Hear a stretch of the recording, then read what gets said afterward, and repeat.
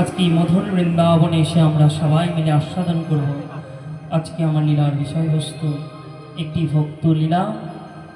ভক্ত কেমন হলে ভগবানকে পাওয়া যায়, ভক্ত কেমন হলে ভগবানের মহিমা প্রকাশ করা যায়, তাই তেমনই একটি ছোট্ট সংক্ষেপে একটি ভক্ত লীলা আমরা আস্বাদন করব। আমার লীলার বিষয়বস্তু